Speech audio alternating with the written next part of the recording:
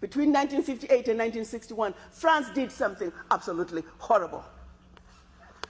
France made the Francophone African countries, and I don't even want to use that terminology, but I only use it for the purposes of conversation.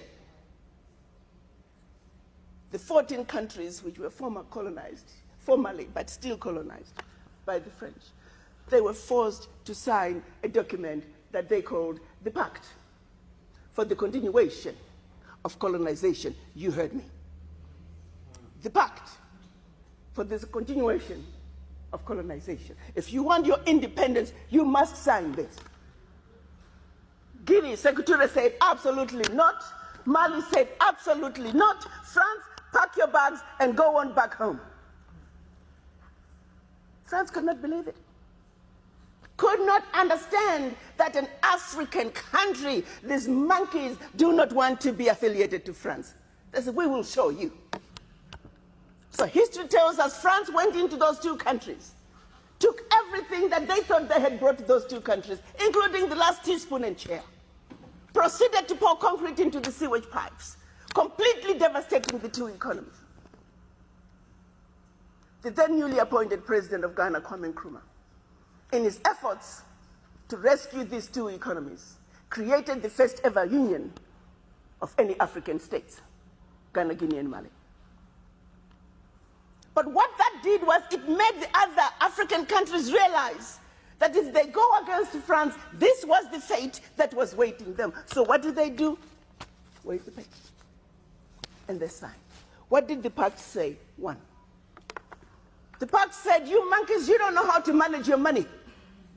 So you shall deposit 85% of your bank reserves with the French Central Bank under the control of the French Minister of Finance.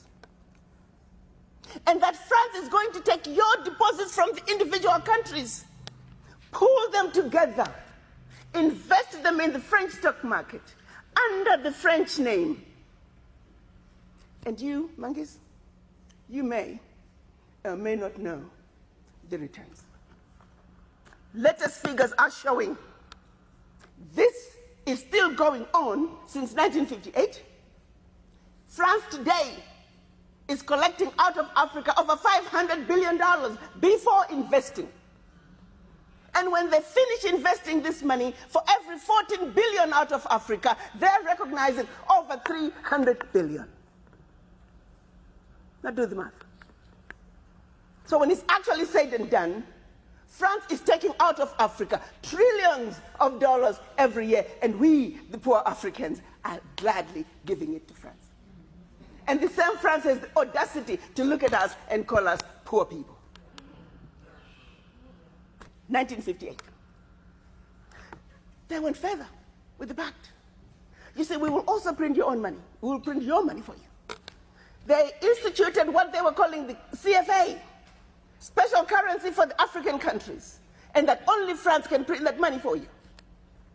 They went on to say all the contracts, large contracts, public and private, French companies have the first right of refusal.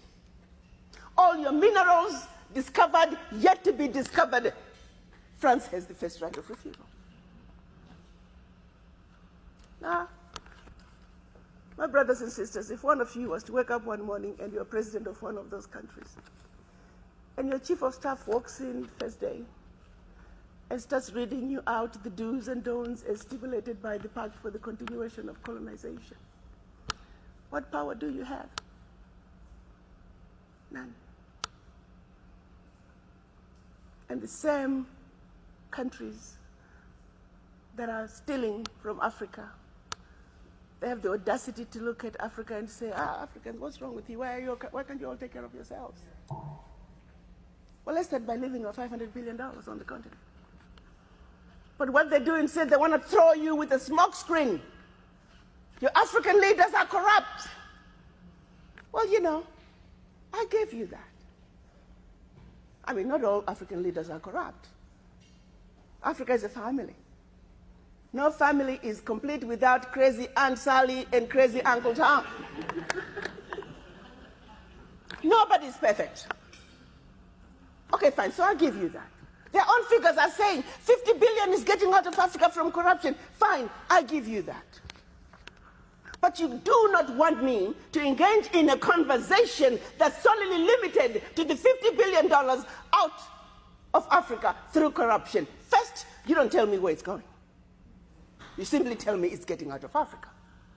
But secondly, there's a bigger thief. You got two thieves, one with a briefcase with 50 billion and the other thief with a briefcase with 500 billion. I am a smart woman. You want me to ignore the one with 500 billion and put all my energies on a suitcase with 50? And by the time the one with 500 billion is done investing, we are talking trillions. Now, do you see how quickly the funds out of Africa from corruption become the larger chunk under the table? And they want you to stay under the table. So you never have to talk about what is on the table. We must wake up, Africans.